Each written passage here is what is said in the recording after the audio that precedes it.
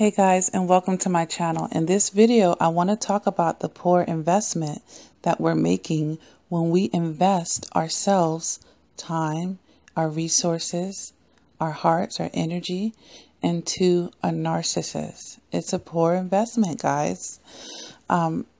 This is important for me to bring up because a lot of you are stuck in the cycle of abuse because you're being stubborn about the investments you've already made into the narcissist. And somehow, of course, when we put into something, we want to get a return on it. And when we put into something, we form more of an attachment to it. That's logical. It is. But sometimes we have to realize, hey, yes, I've put into this situation, but it was a bad investment, and I need to just go ahead and cut my losses right now than to continue to lose more and never get a return. Definitely not a sufficient one. Okay? I might have had a business idea and, maybe I didn't do enough research in the beginning, or the research that I did do, I felt secure in going ahead and taking a chance on this business, or I went out on a limb off of my emotions because I thought it was a good idea, but it wasn't well received. Am I going to be stubborn about it because I don't want to feel like I failed? I don't want to lose the money that I've already put into it, and I'm just stubborn. I'm like, no, I'm going to make this work. And you keep throwing money into it and it's going down the drain. Okay? That's like pouring water into a bucket with holes in it. No matter how much water you pour into it, the water is still going to come out of the holes that are in the bucket. So for some of you out there who have put years and decades into the relationship, made high investments, as far as having children, marriage, buying big ticket items and, helping to dust them off because you may have just put a lot into that narcissist in particular, because a lot of times they may not be in the best condition, when you meet them, as far as needing to clean up some things in their life. But the whole point is we have to realize, hey, I'm not going to get a return on that, not a positive one. And you have to cut your losses. And I made a video about that. Okay? So in this video, I just really want you to consider, the return that you're going to get on this investment. If you want to continue, if you're being stubborn, if you're holding on for dear life because of what you've already put into this situation, okay? And then sometimes it's the investment of our ego. We done fell for this narcissist. They're all over the social media, your friends and family, painted you guys out to be a perfect couple, and now things are hitting the fan, and you don't want to look a certain way as well. You feel embarrassed about that. There's a lot of angles to this, guys. So you have to have that self-awareness. Is it your ego? What is it? Is it your fears? You don't want to be alone. You don't want to start over. Or is it the investments? You've invested this, you've put that into it. And it's like, no, I want to get something, but putting more into it or sticking around to see, it's never going to happen, guys. Not the way you would want it. It's not. It's not.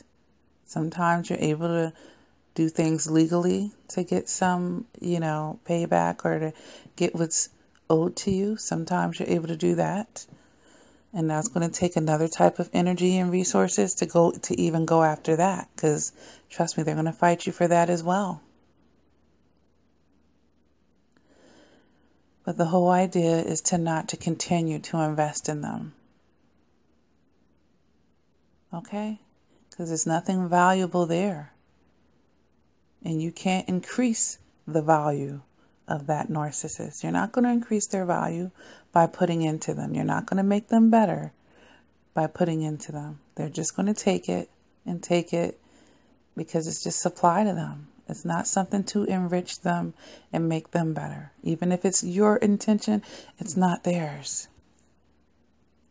Okay, so I hope this video is resonating with someone and that they're really taking a serious look at, hey, if I decide to continue to roll in the mud with this narcissist, continue to try to make things better with this narcissist, to continue to take the Hoover, go back into the quote-unquote love bomb phases with them, what is going to really be my investment?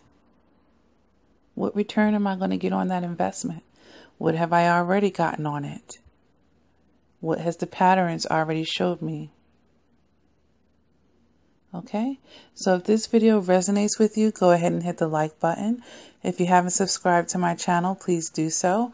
I do upload videos quite frequently. Make sure that you're hitting the bells so that you're getting notified when I do these uploads, guys.